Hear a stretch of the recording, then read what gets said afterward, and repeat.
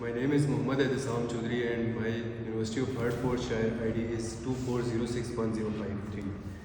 Today I am giving legal advice to Suleiman, the owner of Haveli House, regarding his recent furniture purchase from Amjad Furniture Store.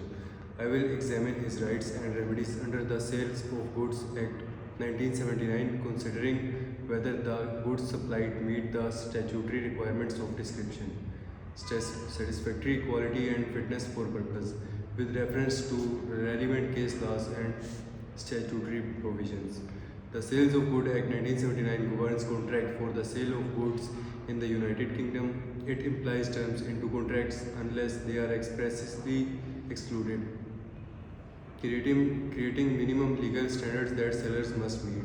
The relevant provisions here are Section 13, which requires that goods correspond with their description, Section 14, subsection 2, which mandates that goods must be of satisfactory quality, and Section 14, subsection 3, which requires that goods be fit for any particular purpose made known to the seller. Breaches of these implied terms allow the buyer to reject goods, rescind the contract, and claim damages for losses caused. First, the marble table supplied by Amjad Furniture Store raises an issue under Section 13. Suleiman ordered 25 extra large marble tables in grey. Upon delivery, he received 10 medium-sized marble tables, 9 wooden tables, and 1 extra large grey marble table. This clearly fails to correspond with the contractual description. In Arcos Limited versus E.A. Ronasen and Son, the House of Lords held that even minor deviations from the described goods allows the buyer to reject them. Similarly, in Remore & Co. and Laundrer & Co., goods that did not match their contractual description were held to be in breach. Applying these principles, Suleiman is entitled to reject the tables, retreat the contract as repudiated, and claim a refund or damages for non-delivery. Second, that one-handed velvet dining chairs raise concerns under Section 14, subsection 2 regarding satisfactory quality. Although someone disclosed that chairs were ex-display with minor wear and tear, goods must still meet the standard a reasonable person would expect. In Rogers versus Parish, the Court of Appeal held that goods could be rejected if they contained defects affecting their visibility. Upon inspecting the chair, Suleiman discovered grease marks and scuff. If these defects are significant enough to affect the chair's functionality or appearance for a professional dining environment, they may not be of satisfactory quality. Therefore, Suleiman could reject the chairs or request repair or replacement or seek a refund under the Sale of Goods Act. The sofa set introduces the issue of fitness for purpose under Section 14, subsection 3. Suleiman specifically asked whether the leather sofas would irritate the individual with skin conditions, and someone assured him that they would not. The reliance on the seller's skill and judgment engages the implied terms of fitness for purpose in Grant versus Australian Knitting Mills. Underwear causing dermatitis was held unfit for purpose intended.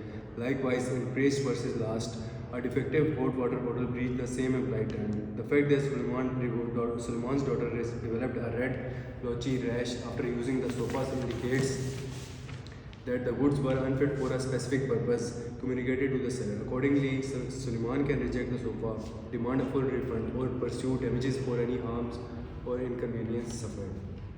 Delivery performance is also critical. Section 29 of the Sales of Goods Act 1979 requires that goods be delivered in accordance with the contract. The agreed delivery date was 17 September, but Suleiman received incorrect and incomplete items. This constitutes a breach of the contractual terms. Section 15 SGA permits rejection with a reasonable time. Suleiman inspected the goods promptly and notified the seller the following day. Prompt notification ensures that his rights to reject remain valid. Princeton versus Pemson Motors Golden Green Limited demonstrate that a delay in notifying the seller may result in loss of the right to reject. However, Suleiman acted immediately, preserving his statutory rights. Suleiman remedies under the Sales of Goods Acts are extensive. He may reject the defective or non-conforming goods, rescind the contract, and recover the purchase price. He may also claim damages for consequential losses, including any cost or business disruption caused by the delivery of defective goods. Under Section 53 SGA, in cases where minor defects exist. The buyer may accept repair or replacement, but where the breaches are fundamental, as with the tables and sofas, rescission is appropriate. The seller may attempt to rely on exclusion clauses or argue that the chairs were sold as seen. However, Section 6 of the Unfair Contract Terms Act 1977 prevents the exclusions of liability for breaches of statutory implied terms in consumer contracts. Even in commercial transactions, clauses limiting liability must pass the test of reasonableness, considering the defects and misrepresentation regarding the sofa. Any exclusion clause would likely be unenforceable. From a particular standpoint, Suleiman should reject the goods in writing referencing the statutory provisions of the Sales of Goods Act. He should request a full refund, refuse to pay any outstanding balance, and document all correspondence, photographs, and receipts as evidence. If the store fails to comply, Suleiman can bring a claim in the county court for breach of contract and recovery of sums paid. The small claims procedure is likely suitable given the nature of the dispute. In conclusion, Suleiman has strong grounds to reject the marble tables, dining chairs, and sofa sets. The table breach Section 13 as they do not match the contractual description. The chairs may breach Section 14 due to defects affecting statutory satisfactory quality. The sofa breaches Section 14, subsection 3, as it is unfit for the purpose communicated to the seller.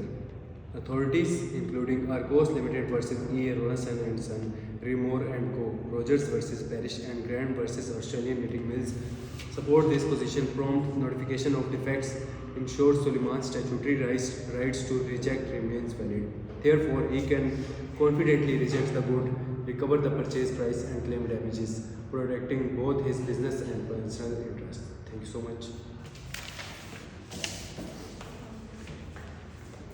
बन गई